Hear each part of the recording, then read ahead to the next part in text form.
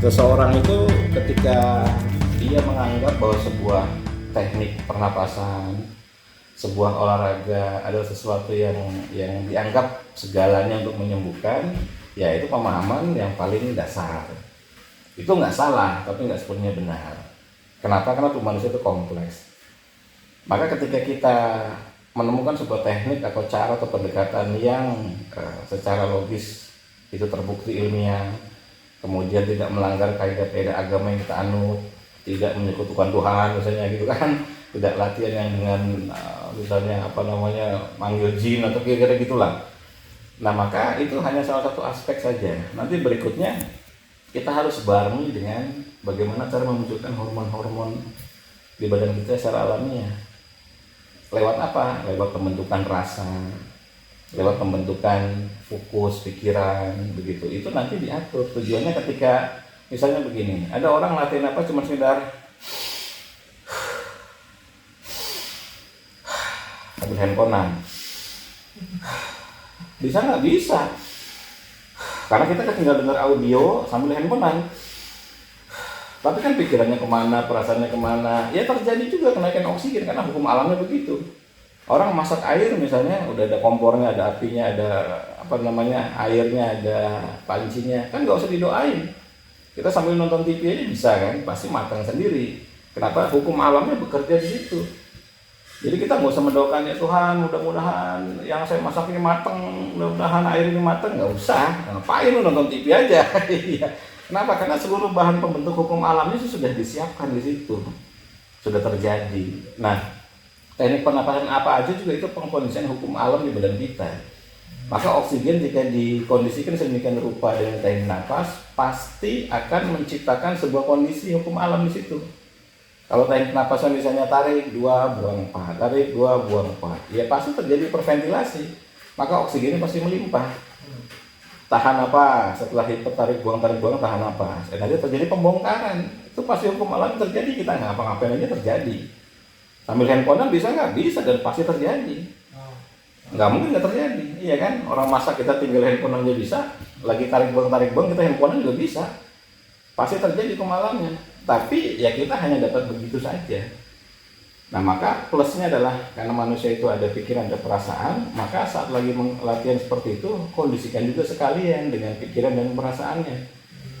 Kenapa? Karena pikiran sama perasaan itu walaupun abstrak, tapi dia bisa bersentuhan dengan raga kita dalam dua kondisi.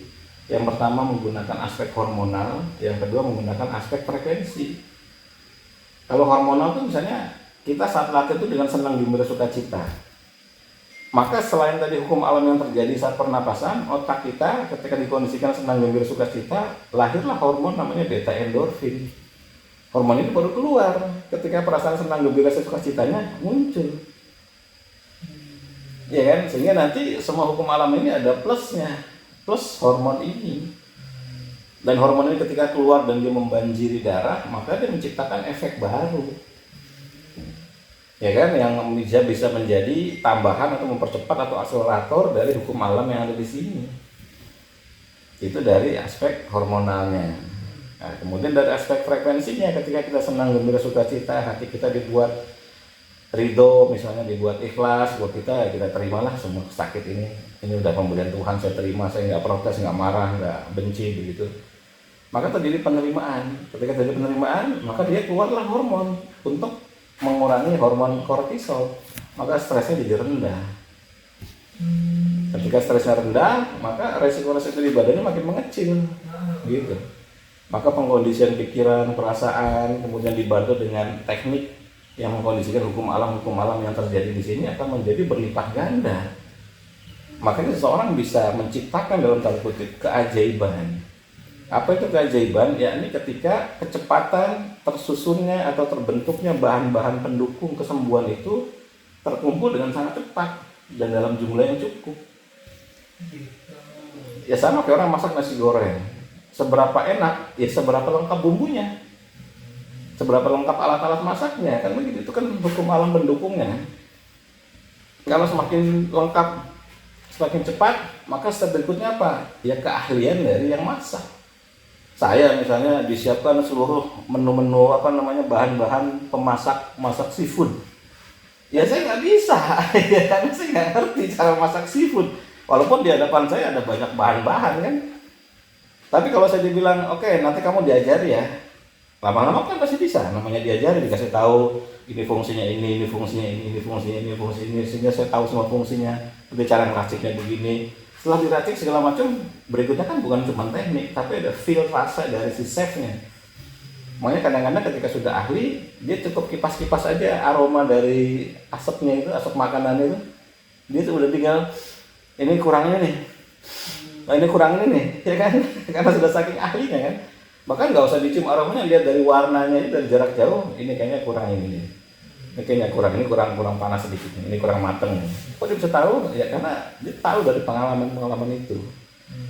Nah jadi ini juga sama, jadi ketika kita berusaha untuk melakukan dalam tanda kutip percepatan keajaiban, maka yang harus diperhatikan adalah apakah frekuensi-frekuensi pendukung keajaiban atau unsur-unsur pendukung keajaiban itu sudah kita penuhi, sudah kita siapkan dan ada di situ. Itu benar Ustaz, saya jadi anak jawabannya. Teman saya ada yang cuci darah kan, ada ginjal kan. Terus di situ dia kemarin operasi bypass itu. Sebelumnya pas lagi masih COVID, dia pernah kena COVID. Parah sekali sampai nggak bisa napas sama sekali. Terus orang di UGD mau masukin ventilator kan. Nah itu si istrinya udah disuruh tanda tangan tinggi, dia bisa rompal, bisa segala macam melawan kan. Ya udah dia dimasukin begitu, terus dimasukin ke ICU kan, udah boleh ditengok semesta. Nah terus kita udah mikir, waduh ini pasti lewat deh, karena istrinya biasanya itu sangat berperan gitu, pasti lewat deh. Ternyata beberapa hari kemudian dia bisa buat stuck. Di pasang ventilator itu dia bisa buat stuck, jadi dia sama sekali gak tidur. Kalau orang kalau bisa ventilator kan gak nyaman dia tidurin. Dia enggak. Wah justru suster-suster itu akhirnya bilang, jarang orang yang kayak bapak ini menerima. Sakitnya tuh diterima, orang biasanya berontak. Ini bapak ini enggak, jadi semuanya berjalan enak banget. Iya, karena setiap kondisian pikir atau perasaan tertentu yang kemudian bisa dia pertahankan dalam periode tertentu, kemudian melimpah perasaan itu, berkelimpahan istilahnya. Karena ketika ibu memunculkan perasaan senang, gembira, sukacita bisa nggak? Bisa. Tapi ketika dibuat berkelimpahan, belum tentu. Coba kita tes misalnya tiba-tiba, coba ibu merem kemudian munculkan perasaan senang, gembira, sukacita. Ya mungkin membayangkan apa saja, bayangkan sesuatu yang bisa nggak? Bisa. Bayangkan sesuatu yang lucu bisa nggak? Bisa. Tapi dibuat berkelimpahan, belum tentu. Apa disebut berkelimpahan? Ya ini itu memancar, menggelora gitu dengan terus-menerus. Sampai nanti mungkin dia senyum-senyum sendiri, gitu kan, orang gila kan, dibuat berkelimpahan, belum tentu. Tapi depresi begitu cara kerjanya. Mula-mula ada pemicu yang membuat dia stres, membuat dia sedih, lalu pemicu itu membuat jadi berkelimpahan, ya kan? Kesedihannya menjadi berkelimpahan, akhirnya depresi. Nah sama, jadi ketika si bapak itu dia berhasil mengkondisikan itu dan membuatnya berkelimpahan dengan rasa menerimanya, ikhlas ridhonya misalnya begitu, maka tersitulah hormon-hormon yang mungkin sifatnya anti nyeri, ya kan, anti rasa sakit. Kan kita kita sering dengar obat-obat yang sifatnya anti nyeri gitu kan. Hormon kita juga sama bisa melakukan itu untuk menekan rasa nyeri. Tapi problemnya bisa dibuat berkelebihan, dipertahankannya dengan semua alat-alat yang masuk di badan, ventilator itu kan sakitnya luar biasa ya. Tapi dia bisa buat itu berkelimpahan, ya sudahlah saya terima saja, mau kayak apa rasanya, ya sudahlah. Ya WhatsApp itu dengan kesadaran penuh, jadi ada itu membuktikan bahwa kesadaran kemudian raga itu sesuatu yang berbeda. Seseorang bisa memilih untuk melekat pada apa. Kayaknya si bapak itu memilih untuk melekat pada kesadaran, bukan melekat pada raganya yang lagi ditancepin segala macam jarum. Pasti kan jadi infus jelas. Ditancepin juga segala macam alat, ventilator apa dimasukin dengan secara paksa gitu. Tapi dia memilih melekat pada kesadarannya. Maka pada titik itu ya udah membanjirlah hormon-hormon itu. Nah ini yang saya tadi, orang pengen sembuh cepat, iya. Semua juga berharap begitu, gitu kan? Tapi yang harus perhatikan adalah apakah unsur-unsur pembentuk kesembuhan itu sudah dia siapkan dan dalam jumlah yang cukup. Nah, makanya itu perlu latihan.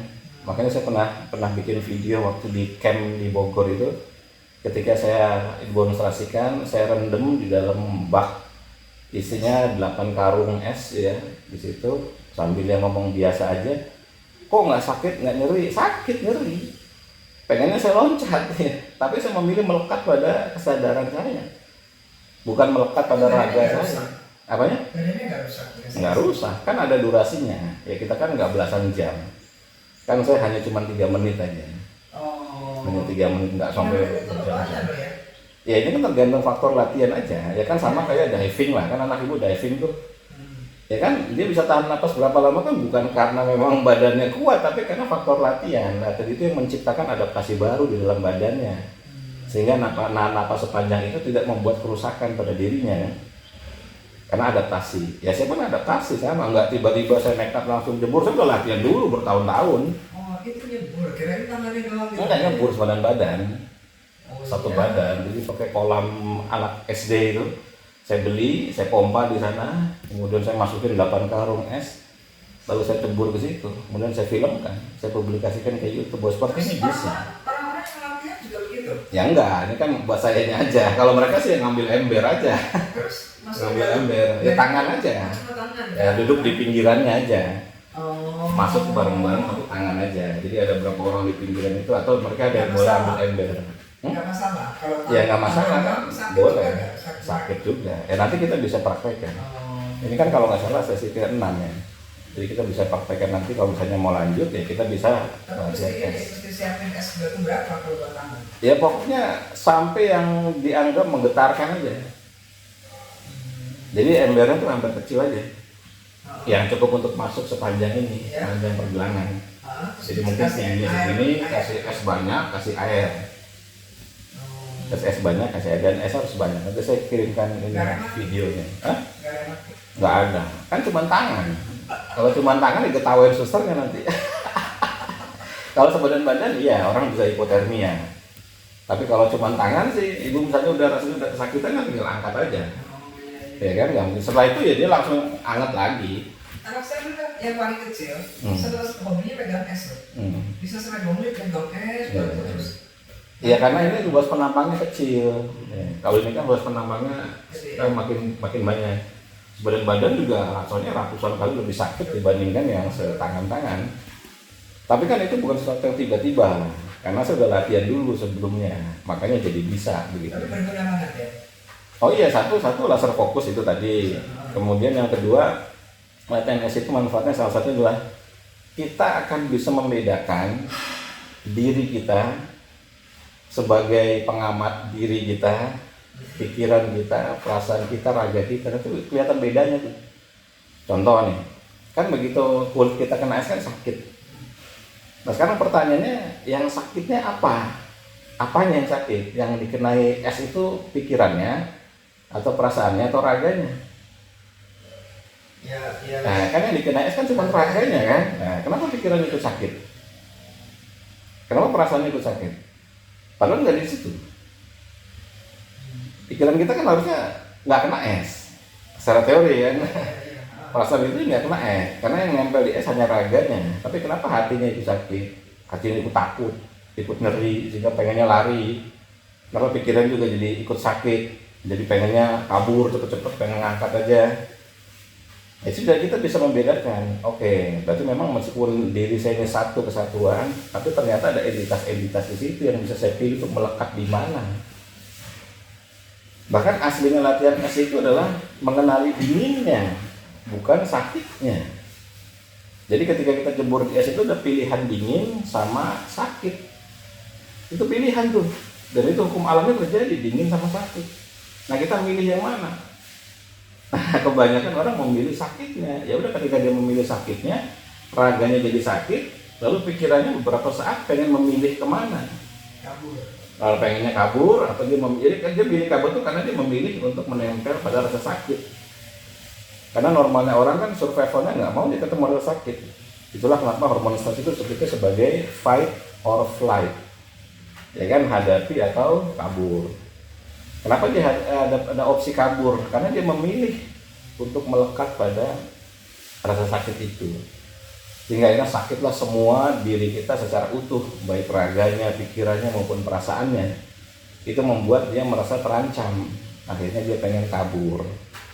Tapi ketika kita sadar bahwa oke, ini cuma raga saya bisa memilih, saya pikiran saya untuk tenang, saya bisa memilih hati saya untuk tidak takut misalnya, atau tidak merasa sakit, ya bisa aja, akhirnya jadi kuat kan. Akhirnya badannya melakukan penyesuaian berdasarkan pikiran-pikiran itu, maka terbentuklah resilience stres atau ketahanan terhadap stres di situ. Dan jangan lupa badan kita tuh punya mekanisme pertahanan diri, iya, yang sangat kuat sekali. Contoh, ibu kemasukan virus nih, apa yang dilakukan badan? Mengeluarkan antivirus, iya kan? Ibu kemasukan bakteri, apa yang dilakukan badan? Mengeluarkan antibakteri. Ibu kemasukan gula banyak misalnya, apa yang dilakukan badan? Mengeluarkan insulin. Ya logikanya begitu kan. Jadi artinya semua itu ada mekanisme pertahanan dirinya, yang ketika dipicu sebagai sesuatu yang terancam, maka mekanisme pertahanan diri ini keluar dengan sendirinya.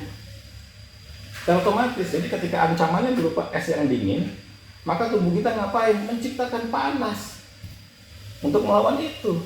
Maka di dalam dunia sains dikenal latihan es itu sebagai termogenesis. Termogenesis lebih lengkapnya non-shivering thermogenesis. Jadi penciptaan panas tanpa bergetar, tanpa gemeter. Jadi lemak akan dibakar sekejap pada saat itu untuk dapetin panas besar-besarnya. Iya. Gula darah dibakar sekejap pada saat itu supaya menciptakan panas secepat-cepatnya untuk menghadapi ancaman. Tapi syaratnya ancaman itu harus berhadapan dulu. Tapi kalau ibunya kabur duluan, flight duluan gitu kan, ya nggak terjadi pembentukan panasnya kan, karena udah kabur duluan, udah menyelamatkan diri. Kalau menyelamatkan diri berarti kan sudah nggak kena ancaman lagi, tangannya diangkat. Kan begitu. Ya kan? Jadi tubuh kita tuh punya mekanisme. Nah, kira-kira begitu. Ratna, kalau ambilin obat asma saya kan di atas. Nah, pada titik itu Obat asma kalau kan yang mana aja boleh. ya, jadi pada titik itu akhirnya tubuh kita belajar untuk self defense terhadap situasi yang mengancam dari es itu. Mengancamnya apa? Ya mungkin sakit. Kalau dia ketemu sama rasa sakit, maka tubuh kita ngeluarin apa? Ya hormon anti nyeri. Karena semua badan kita tuh by design itu adalah baik-baik saja.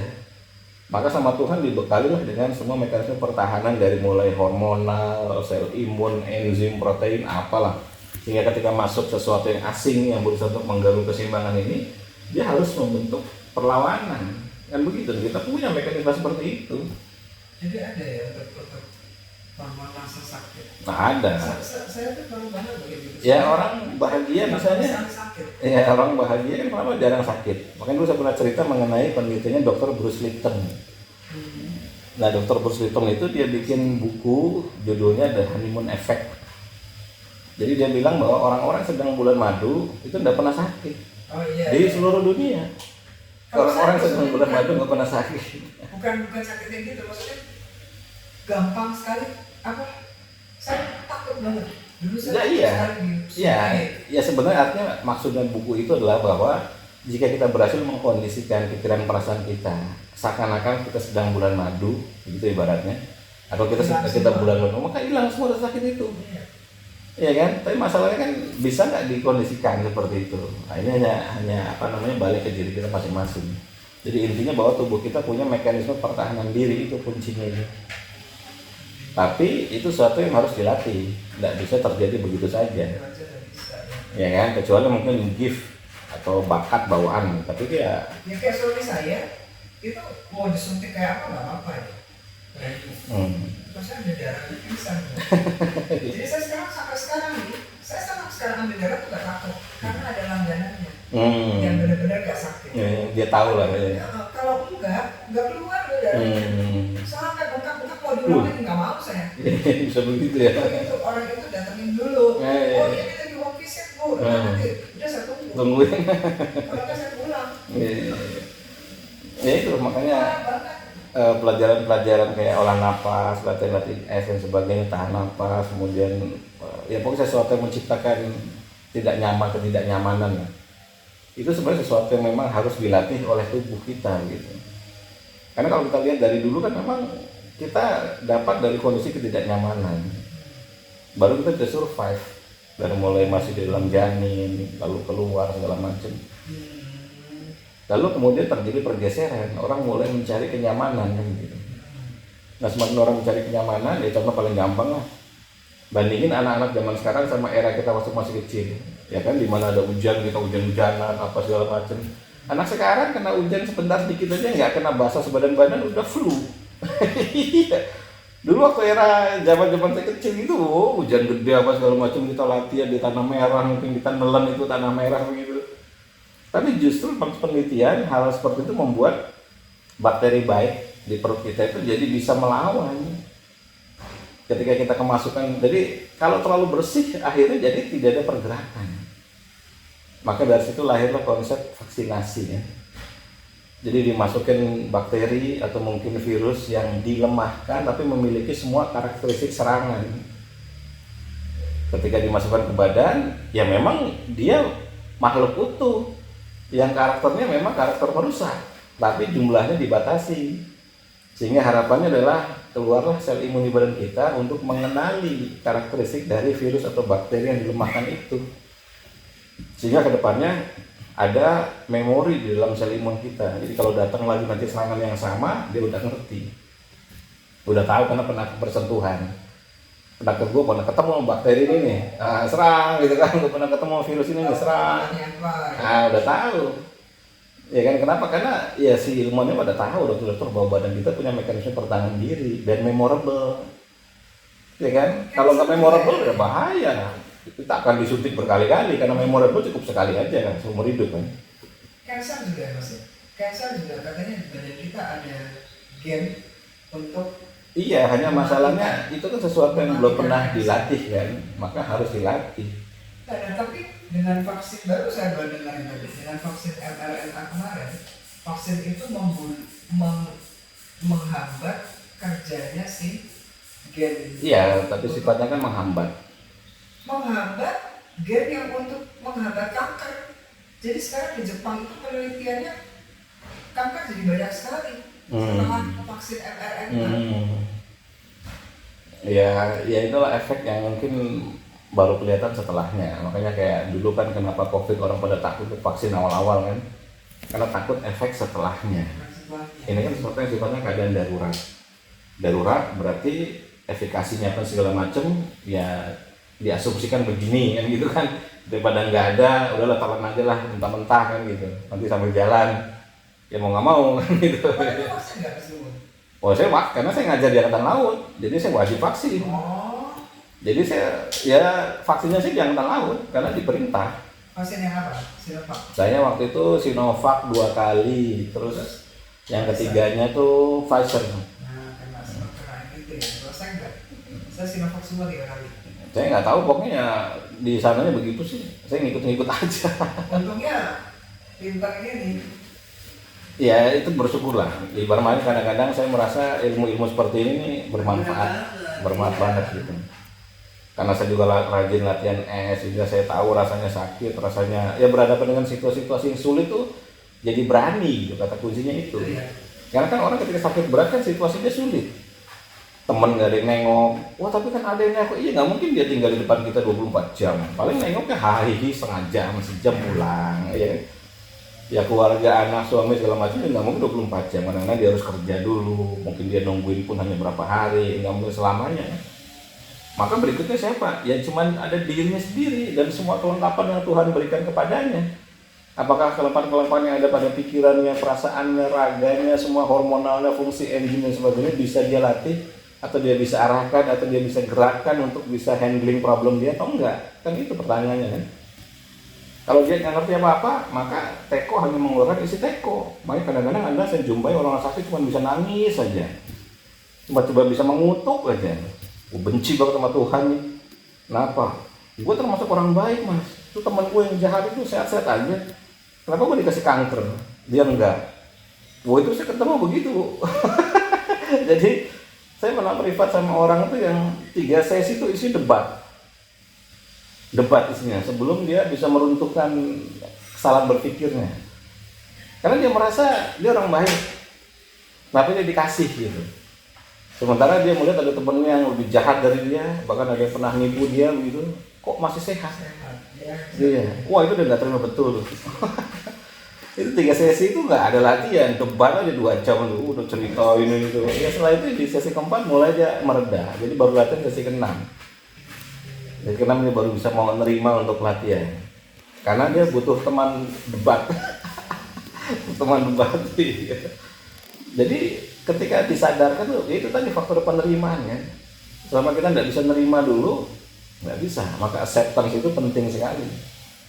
Ketika nerima itu kan, ya tangan kita terbuka, semua hati kita terbuka, pikir kita terbuka. Maka ketika terbuka, siap untuk dimasuki. Tapi kalau enggak, ya tertutup semua pintu.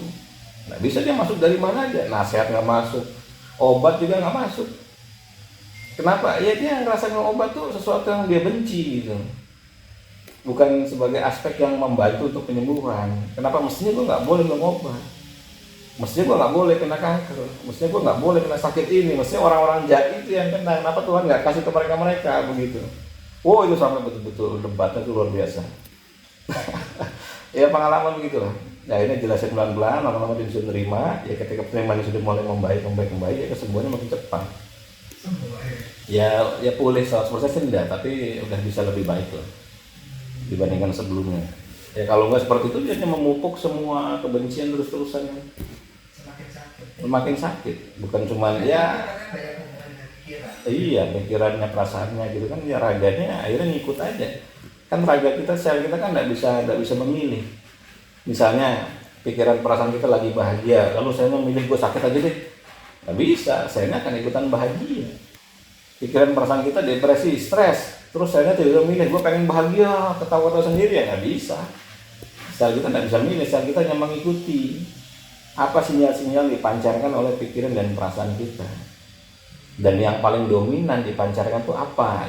Ya terserah, itu tergantung dari kita aja sendiri.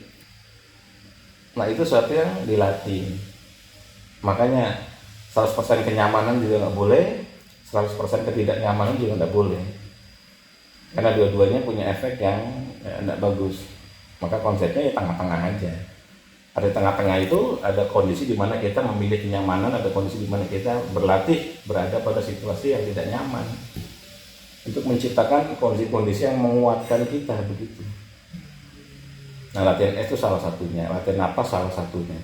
Olahraga fisik salah satunya, bela diri salah satunya, apa aja salah satunya. Di antara sekian banyak. Nah makanya tidak cukup olah napas itu sekedar dianggap saya kan udah latihan, mestinya beres semua dong. Enggak, itu satu aspek aja. Sama kayak saya bikin rumah, saya udah bikin lantainya aja dianggap sebagai rumah, ya belum tentu. Harus lengkapi juga ada dindingnya, ada tiangnya segala macam gitu kan. Lalu kalau mau kuat, ya pondasinya kuatkan. Kalau pondasi nggak dikuatkan, terus tiba-tiba pengen ditingkat, ya bahaya kan, nggak boleh ya. Makanya pondasinya harus dikuatkan. Nah ini yang kadang-kadang saya sering bilang sama semua saya bikin YouTube video itu supaya pondasi ini dikuatkan. Dan supaya pondasinya kuat, ya harus sering latihan sesuatu yang nggak nyaman. Jadi jangan latihan sesuatu yang selalu membuat dia nyaman. Cara latihan napas yang gampang-gampang aja. Cari teknik yang ya saya pasti bisa melakukan gitu. Itu sesuatu yang bikin nyaman. Cari sesuatu yang oke itu boleh sebagai nanti di hari tertentu latih sesuatu yang nggak nyaman. Ya sama kayak seminggu kan secara umum kita harus olahraga fisik itu paling tidak 2 jam dalam seminggu ya. 2-4 jam rata-rata. Total. Jadi artinya mungkin bisa dicicil 15 menit sehari gitu kan. Berarti kalau seminggu kali 7 kan berarti sekitar 105 menit. 105 menit kan ya sekitar 2,5 jam 3 jam. Nah, kira-kira segitu. Kalau setengah jam kali 7 210 bagi 60 ya kira-kira segitu. Ya artinya olahraga saja itu kondisi yang membuat kita tidak nyaman. Dibikin capek ototnya, dibikin keringetan. Tapi kita dapat net efek baik setelahnya. Sama kayak konsep puasa, menahan diri dari makan. Itu nggak nyaman betul puasa itu, bikin lapar perutnya, yang harusnya makan enak, haus juga, lapar juga gitu kan. Tapi kan itu ada di semua tradisi agama dan budaya untuk konsep puasa itu. Dan bahkan di Jawa itu, di beberapa ilmu Jawa itu wajib puasa dulu di depan tuh, sebelum dia baru belajar ilmunya. Iya, supaya apa? Ketika seorang puasa itu kan secara gula darah dia rendah, ya kan, turun. kemudian ketika gula darahnya turun, berarti inflamasinya rendah, stresnya turun, pikiran jadi lebih tenang, maka ilmu jadi lebih gampang masuk. Oh gitu. Dasarnya itu. Jadi kalau misalnya dia langsung tiba-tiba dikasih pelajarannya, wah dia bisa-bisa nggak bisa nerima. Tapi ketika disuruh puasa dulu, dia tahan diri dulu, lapar dulu 18 jam, 20 jam, atau mungkin 23 jam selama 40 hari misalnya. Ya jelas aja HbA1c-nya terkoreksi, gula darah puasanya bagus, kolesterol asam uratnya semua bagus, pasti stresnya rendah, ya kan, kemudian stamina-nya tinggi, pikiran juga pasti lebih rileks, perasaan juga lebih tenang. Ya ilmu apa aja jadi masuk ke situ, dia jadi bisa nalar gitu.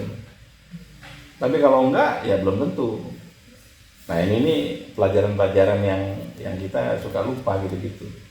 Makanya orang zaman dulu, ya kalau saya di Jawa gitu, tinggalnya gitu di Cirebon, ya nasihat-nasihat orang tua tuh kalau kita pengen belajar sesuatu, puasa dulu. Walaupun nggak ada ajaran agamanya, tapi cuma dikasih tahu puasa dulu. Berapa ya terserah, mau 3 hari, 7 hari. Diniatkan untuk belajar yang itu, dan itu saya praktekkan. Jadi ketika saya berusaha memahami semua aspek-aspek medis dari olah napas, aspek sainsnya, saya puasa dulu. Saya puasa dulu untuk apa, supaya jernih gitu pikirannya, HbA1c normal, semua normal gitu. Ya ada orang yang nggak kayak gitu juga bisa-bisa aja mas, iya nggak apa-apa, itu kan masalah pilihan aja. Saya memilih karena nalar saya nangkep, kenapa saya harus puasa dulu gitu. Jadi kalau orang itu nalarnya nggak nangkep dan dia lebih percaya dengan langsung aja, ya nggak apa-apa juga, itu hak dia.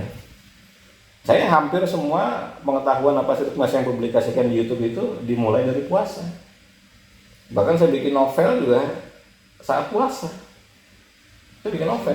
Keluar semua. Iya, inspirasinya keluar gitu. Saya bikin novel. Ada sekian laci online free. Nggak dibikin cetak gitu. Judulnya Tembang Tanpa Syair. Jadi kalau googling itu fiksi. Ya sama novel silat juga.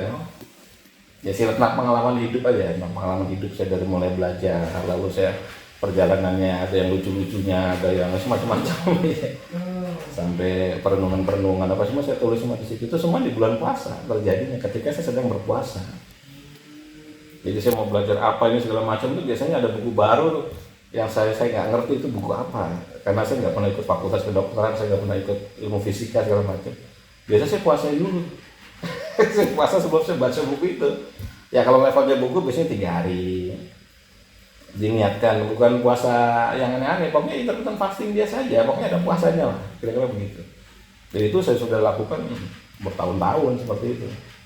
Jadi kita itu bisa membuat gula turun? Turun pasti, minimal 3-5 hari. Ya itu kan hukum alam. Pasti kalau kita makan naik lagi, ya nggak ada masalah, kan tinggal dibakar lagi. Iya kan, makanya saya pernah bilang seperti analoginya orang angkot, supir angkot. Berapa kali dia isi bensin mobilnya? Ya mungkin bisa 3-4 kali dalam sehari kan? Ya. Kenapa kok dia sering isi bensin? Ya karena dia dipakai buat jalan. Kalau dia dipakai buat jalan, nggak apa-apa sering diisi. Ya kan, nah, sama kayak kita sering makan boleh nggak? Boleh. Tapi olahraganya harus kenceng. Kalau enggak kan itu kan bahan bakar, namanya bahan bakar itu kata kunci kan harus dibakar, harus dipakai untuk melakukan sesuatu lah. Ya sama aja kayak logikanya, ibu punya mobil, isi bensin parkir. Nanti besok gitu lagi, isi bensin parkir. Besok isi lagi, isi bensin, kira-kira gimana? Ya penuh. Terus kata mbak-mbaknya, bu udah nggak bisa isi lagi, udah saya nggak peduli deh, tetap isiin aja deh. Nanti beleberan lu, ya saya nggak peduli, biar aja beleberan, ya sama aja begitu. Akhirnya beleberannya dalam bentuk lemak-lemak. Begitu logikanya. Karena insulinnya kan, fungsi insulin kan pertama memasukkan gula darah ke dalam sel sebagai energi, yang kedua mengubah glukosa menjadi lemak. Kan fungsi insulin cuma 2 itu. Glukosa menjadi lemak. Jadi kalau insulinnya itu resisten, maka dia akan ketemu dengan glukosa diubah jadi lemak. Maka mulailah. Iya kalau resisten. Kalau enggak ibu mau makan seberapa pun banyaknya, nggak dirubah jadi lemak, kan dia berfungsi secara normal. Maka ketika misalnya makan banyak nih 1 piring, insulin keluar, maka yang 1 piring itu semua diubah masukin dalam sel, maka kita bertenaga, bersemangat. Lalu makan 2 piring, ya insulinnya keluar lebih banyak. Tapi tetap karena fungsi normal, dia masukin semua gula-gula itu, maka tidak menggemuk orang itu. Tidak menggemuk, karena kan fungsi normal. Dimasukin ke dalam sel. Masukin ke dalam sel. Ya memang fungsinya itu. Oke, terus? Iya, nanti kalau misalnya dia lama-lama resisten, ngambek. Gue males masukin ke dalam sel. Cara cepetnya gimana? Gue sulap aja ubahnya jadi lemak. Oh, itu namanya insulin resisten itu. Iya, dasarnya gampangnya begitu. Jadi insulinnya tidak mau bekerja untuk memasukkan glukosa ke dalam sel, sehingga insulin cuma keliling-keliling aja. Insulinnya keliling-keliling aja. Ketika dia ketemu glukosa, masukin ke dalam sel dong. Males gua. Gitu. Dia jadi sendiri lemak. Iya, terus dia ubah aja. Gua jadi dulu lemak aja deh. Gitu. Oh, gitu. Kenapa orang diabetes itu insulin resisten apa enggak? Ya, kalau diabetes tipe 2, maka dia insulin resisten pasti. Nah, kalau tipe 1? Kalau tipe 1 kan pankreasnya rusak. Karena pankreasnya rusak, maka dia tidak bisa memproduksi insulin. Jadi gampangnya pankreas itu pabriknya. Pabriknya memproduksi, ada tukang-tukangnya lah, tukangnya namanya insulin. Nah tipe 2 tuh tukangnya ngambek. Jadi ibu waktu bangun ini misalnya ada tukangnya ngambek. Tukangnya ngambek tapi dia cuma keliling-keliling di sekitar rumah ibu aja. Gak mau kerja. Itu gampangnya ilustrasinya tipe 2 begitu. Nah kalau tipe 1 pabriknya tuh rusak. Karena pabriknya rusak, kita nggak ada tukangnya. Iya, saya pernah tahu. Nah, maka harus pakai tukang cadangan dari luar. Jadi harus suntik insulin, betul. Dasarnya itu. Karena virus pankreasnya rusak. Nah, kalau rusak jadi nggak bisa produksi insulin, ya kan? Terus kalau misalnya yang kedua, itu misalnya dia udah malas resisten, gimana balikinnya lagi? Ya dia bikin aktif lagi. Nah, salah satu yang membuat aktif itu adalah kerja dari saraf parasimpatik lewat hormon asetilkolin. Jadi ketika dia ketemu hormon itu, maka hormon itu mempengaruhi si insulin untuk menjadi reaktif lagi, jadi sensitif lagi. Ya menaikkan sebanyak-banyaknya fungsi dari parasimpatik. Misalnya dengan olahraga, dengan tidur cukup, pikiran positif segala macam. Orang yang olahraga turun. Iya. Nah sekarang ada teman saya. Kemarin saya sempat latihan napas jadi pergi ke sekolah nggak mau. Orangnya ini banget. Apa dia kepalanya pusing terus, kayak migrain gitu. Nah sama dokter Gunawan yang masuk TV itu, Gunawan yang dulu di Kota Mesir, itu dibilang dia kekurangan hormon kortisol. Jadi dikasih hormon kortisol malahan. Saya bilang berarti kamu tuh kurang stres. Kurang stres. Ya kurang aktivitas yang naikin kortisol. Misalnya contoh olahraga. Olahraga itu naikin kortisol Bu, jangan salah. Iya. Ada back pain, beroperasi. Ya mungkin dia jadi nggak mau melakukan gitu kan. Dan kenaikan kortisol kan nggak cuma dari sudut pandang olahraga, bisa juga yang lain. Olah napas juga bisa, tahan napas juga bisa. Tahan napas tuh jangan salah naikin kortisol. Coba suruh tahan 2 menit. Ya, termehek-mehek dia naik kortisolnya. Padahal kortisol kan untuk kebaikan orang jelek. Ini nih, kalau stres itu kan dibagi menjadi 2, ada yang disebut dengan short term stress, ada long term stress. Short term stress itulah yang kita kenal sebagai olahraga, puasa, latihan napas, itu short term stress tuh. Itu boleh justru. Iya, karena ya sama kayak kenapa pagi hari Tuhan membuat tubuh kita naik kortisolnya, supaya bisa dipakai untuk bekerja, supaya dia bisa fokus, bisa aktif. Jadi sesuai dengan ritme sirkadian itu antara jam 6 sampai jam 10 itu kortisol kita naik secara alamiah, nggak apa-ngapain. Jadi itu jam di badan itu benar ya? Emang ada pengaruhnya. Kita harus tidur jam segini. Iya. Emang ada pengaruhnya. Itu ada pengaruhnya. Ya sekarang logikanya gini, coba suruh dokter itu nggak tidur 3 hari, dia suruh tidurnya siang-siang terus, masuk ICU. Itu kan intermittent, kan dia sip-sipan. Kan pada batas tertentu manusia bisa menahan itu, tapi secara jangka panjang tidak boleh. Makanya short term stress itu nggak apa. Jadi kalau perusahaan itu ngerti, maka dibikin short term stress dan sip-sipan, harus sip-sipan. Jadi sipnya dia tuh misalnya katakanlah seminggu, nanti ada libur, nanti seminggu lagi nanti gantian. Sip itu kan dia ada jam yang bekerjanya sampai sini, ada yang sampai sini, kan gitu. Tapi nggak disuruh tiap kalau setiap hari dia nggak tidur, nih tidurnya siang terus. Coba aja, pasti ya kalau nggak ginjalnya kena, livernya kena, Gitu ya. nggak mungkin. Karena kita kodratnya adalah kita mengikuti bagaimana bumi itu didesain. Kan ada matahari yang terbit tenggelamnya jamnya tertentu, ya kan? Tapi kan ada gerhana itu kan intermittent. Kalau orang yang hidupnya di tempat yang ekstrem itu kan ada ya. Iya. Bulan apa? Iya, berarti bulan adaptasinya apa, dia bulan apa. begitu. Oh. Ya tentu aja kita nggak bisa samakan orang hidup di 5 musim dengan di Indonesia kan. Di kita cuma ada panas sama hujan doang, nggak ada musim salju. Iya, begitu pindah ke Jepang ada musim salju, pilak-pilak dulu pertamanya kan. Ya nggak usah jauh-jauh deh, terbanglah ke Amerika, kena jet lag pasti itu. Iya. Dia harus minum sesuatu dulu kan, atau dia harus kendalikan itu dengan pikirannya kan, atau dia latihan dulu fisiknya supaya jet lagnya enggak. Ya nggak usah jauh-jauh jet lag yang kepanjangan lah, terus naik gunung aja, oksigennya diubah gitu loh, konsentrasinya yang tadi kita di sini oksigennya sekian, suruh naik ke Gunung Kerinci misalnya. Coba kalau nggak latihan, ya harus pakai tabung oksigen. Kenapa? Karena kok bisa orang-orang tinggal di puncak gunung itu nggak apa-apa? Iya, jadi by nature dari lahir alamnya begitu. Adaptasinya begitu. Sama kayak ada suku yang bisa nyelam sampai 15 menit. Suku Bayau.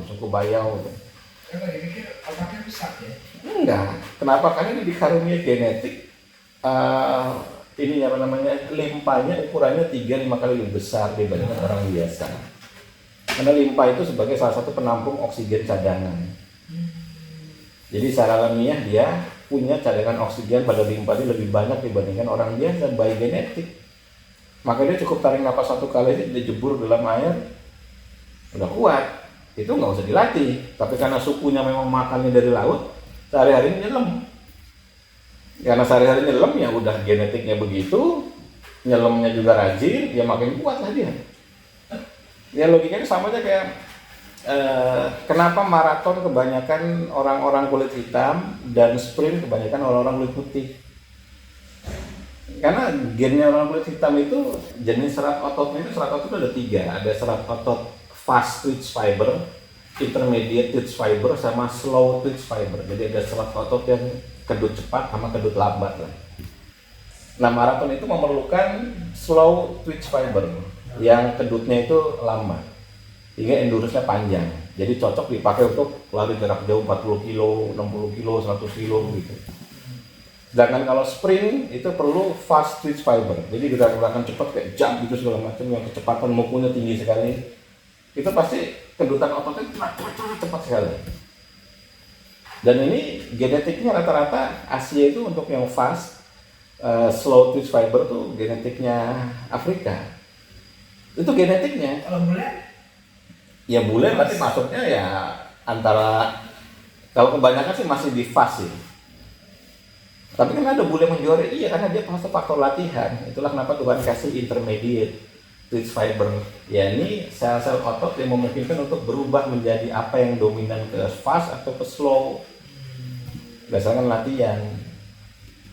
Jadi kalau dia dilatih, ya. Tapi kalau misalnya kita akan lebih mudah melatih orang Afrika dibandingkan orang Asia kalau untuk maraton gitu ya. Karena tinggal dipoles sedikit aja jadi gitu kan. Ya sama kayak orang-orang yang diajari piano lebih gampang dilatih yang otak kirinya itu lebih, atau otak kanannya lebih dominan yang di seni ya dibandingkan yang disuruh hitung-hitungan. Jadi tinggal dipoles aja, udah dia langsung jadi bisa gitu. Nah dasarnya itu. Maka napas juga begitu, ini bentuk latihan. Nanti juga kita bisa, kalau mau lanjut kita di es, kita tinggal 2 kali sesi lagi. Tapi esnya harus ekstrim. Kalau esnya enggak ekstrim tuh nggak ada ancaman, harus mengancam. Mula-mula berapa detik dulu? Ya, biasanya antara 1 sampai 3 menit. Ya, 1 sampai 3 menit. Harus mengancam. Itulah kenapa ada konsep turun gunung kalau di bela diri. Ya kan, kita sering dengar turun gunung nih pendekar. Ya karena dia kalau masih berantemnya sama teman sendiri nggak bakal mati. Kalau sama teman sendiri kan ya hati-hati aja. Tapi begitu dia turun kan dia ketemu rampok, demit, macan, ketemu singa, ketemu apa lah gitu. Jadi kalau ilmunya nggak bener ini bisa mati di tempat. Tapi kalau ilmunya bener ya dia akan selamat kan. Jadi turun gunung itu sama, harus sesuatu yang menggetarkan, gitu, menggetarkan. Jadi kalau esnya itu cuma sekedar dingin, nggak menggetarkan. Jadi otaknya ibu nanti masih, gini aja berani. Tapi begitu melihat, bocor banget ya, ini kayaknya sakit banget. Nah itu kayak gitu tuh yang dicari tuh. Karena menggetarkan. Sehingga akhirnya jadi begitu nyelup itu kita berhadapan sama situasi yang memang mengancam. Nah semakin mengancam situasi, ya semakin kita memaksimalkan potensi. Ya kan, kalau kita situasi nggak mengancam, ya nggak maksimal potensinya. Gitu. Nah, oke, mulai ya. Ritme 55, persiapan.